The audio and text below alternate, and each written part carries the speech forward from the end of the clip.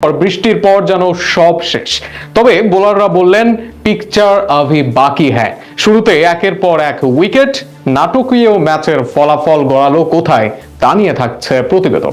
দুর্দান্ত শুরু করেছিল বাংলাদেশ দলের ওপেনাররা, কিংবা টপ অর্ডার তো বলাই চলে, যদিও ভালো খেলেননি তানজিদ হাসান তামিম। তবে শুরুর দিকে খুব একটা মন্দ ছিল না বাংলাদেশের ওপেনিংটা।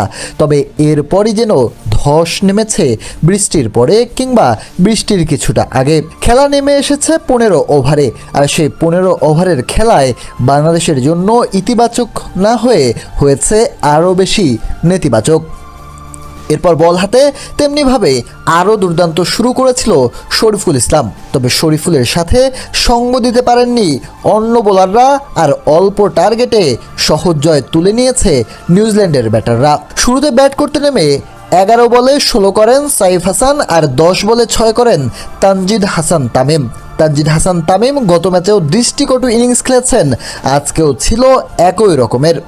তবে অধিনায়ক লিটন কুমার দাস দুর্দান্ত খেলছিলেন বৃষ্টির আগে। 17 বলে খেলেছেন 26 রানের ইনিংস। তবে বৃষ্টির পরেই তিনি আউট হয়েছেন। গোল্ডেন ডাকে ফিরেছেন পারভেজ হোসেন ইমন।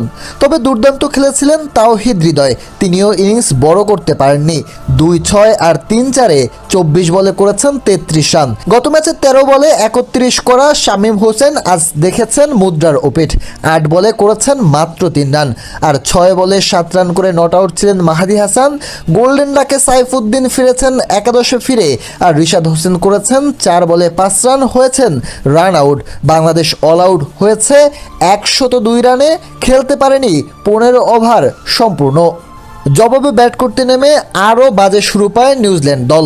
এক প্রান্তে রবিনসন থাকলেও 2 বলে 1 রান করে ফেরেন ক্লার্ক, তাকে ফেরান শরীফুল ইসলাম। এরপর শরীফুলের বলেই আউট হন ক্লেভার। রবিনসন 14 বলে 23 করে শরীফুল ইসলামের বলে বোল্ড হয়ে ফিরেন। এরপরে নিক কেলিকে ফেরান শেখ মাহাদি হাসান। তখন মনে হচ্ছিল বাংলাদেশ হয়তো দুর্দান্তভাবেই ম্যাচে রয়েছে। তবে 4 উইকেট পড়ার পরই দুর্দান্ত খেলতে থাকে জ্যাকবস এবং ফক্সক্রফট।